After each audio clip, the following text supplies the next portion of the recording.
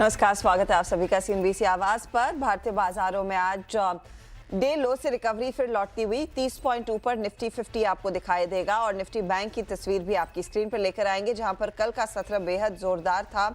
आज मामूली बढ़त देखने को मिल रही है, सिर्फ 17 पॉइंट ऊपर ये इंडेक्स ट्रेड करता हुआ। मिड कैप्स में कल हमने निचले लेवल से एक अच्छी रिकवरी देखी और आज मिड कैप्स में बोलबाला ज्यादा है, 590 अंकों का इजाफा। तो ब्रॉडर मार्केट आउट परफॉर्म कर रहा है। एडवांस डिक्लाइन रेशियो उस लिहाज से काफी बेहतर है कल की तुलना में। स्पीच आपके लिए कंट्रीब्यूटर्स लेकर आते हैं वो पर्टिकुलर स्टॉक्स जहां पर सबसे ज्यादा हरकत देखने को मिली है। दिग्गज काउंटर्स जो आज पार्टिसिपेट कर रहे हैं मूव्स में, तेजी और मंदी की तरफ दोनों। तो टेक्नोलॉजी में इन्फी और टीसीएस का हाथ है। एक्सिस बैंक जेफरीज की रिपोर्ट के बाद खरीदारी। भारतीय एयरटेल में कुछ तेजी की पोजीशंस। कल आईसीआईसीआई बैंक में अच्छी खासी तेजी थी, आज थोड़ा सा मुनाफा वसूली का दबाव और यही स्थिति एम&एम, बजाज फाइनेंस और एचडीएफसी लाइफ में भी बन रही है। ये आपके लिए ताज़ा हाल स्क्रीन पर दिख रहा है। ऐसे में हमारे जानकार जो इस हफ्ते हमारा साथ दे रहे हैं उनकी तरफ से किस तरह की रणनीति रहेगी ये समझेंगे। पहले आपके लिए लेकर आते हैं कल तक के अपडेट्स। तो सभी ट्रेड्स दरअसल थोड़े से नेगेटिव साइड पर बैठ रहे हैं।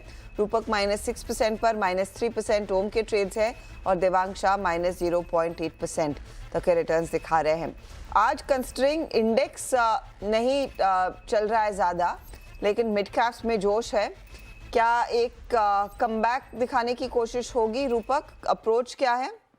जी, अप्रोच लॉन्ग साइड में रहेगा मेरे ख्याल से 24,900 25,100 के बीच में निफ्टी रहेगा और मिड कैप्स में रिकवरी का स्ट्रेंथ दिख रहा है, तो मिड कैप बेस्ड फोकस रहेगा और इंडेक्स में हमारा जो व्यू है वो साइडवेज रहेगा 1-2 दिन के लिए। तो ओवरऑल लॉन्ग साइड में रहेंगे, मिड कैप स्टॉक्स की तरफ ही फोकस रहेगा।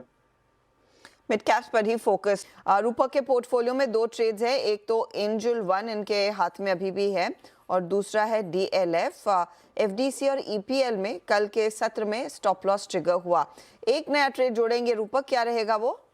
रहेगा सुमिटोमो केमिकल स्टॉक ने एक छोटा जो कंसोलिडेशन था उसके ऊपर ब्रेकआउट दिया और इंपॉर्टेंट मूविंग एवरेज के ऊपर सस्टेन कर रहे हैं, तो स्टॉक पे ट्रेड पॉजिटिव रहेगा शॉर्ट टर्म में।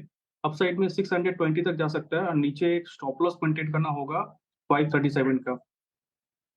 तो 537 का आप स्टॉप लॉस मेंटेन कीजिएगा और ये बाई साइड का ट्रेड है। स्टॉक है करीब करीब 5% ऊपर 557 के आसपास ट्रेड करता हुआ। तो क्लियरली ट्रैजेक्टरी इसकी और मजबूती की तरफ जा रही है।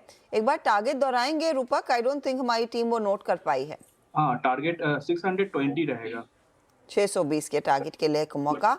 537 आपके लिए स्टॉप लॉस के तौर पर काम करेगा।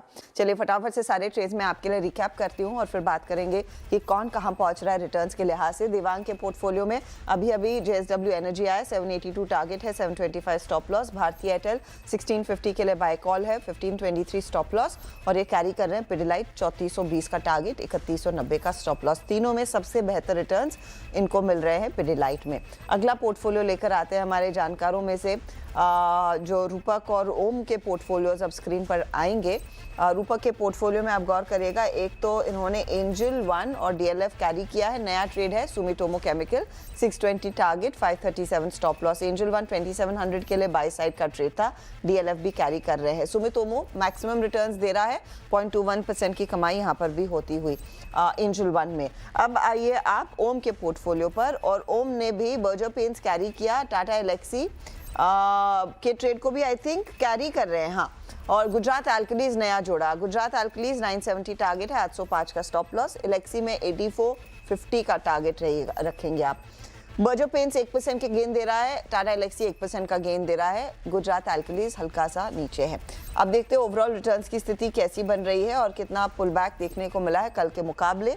रूपक अभी भी -6.5% के रिटर्न्स पर हैं, लेकिन देवांग अब 1% की कमाई कर रहे हैं और ओम मेहरा 0.81% तक का नेगेटिव रिटर्न दे रहे हैं। यह है आपके लिए ताज़ा तस्वीर, लेकिन मैदान पूरा खाली है कंसिडरिंग इस पूरे हफ्ते हम कई सारे ट्रेड्स हमारे जानकारों से आते हुए देखेंगे। चलिए, good luck to all of you.